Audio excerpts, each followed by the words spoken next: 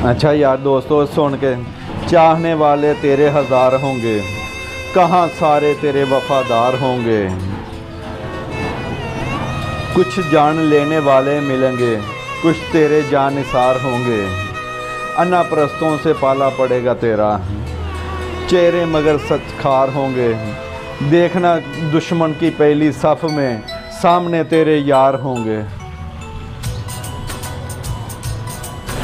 अच्छा दोस्तों, पोट्री सुनी है यार, अच्छी लगी, पसंद आई है यार, लाइक कर दिया करो, इस वीडियो में शेयर कर दिया करो और कमेंट में सिर्फ डन लिख दिया करो यार। मैं कोशिश करांगा कि अच्छी पोट्री लैके सामने आवां तुहाडे।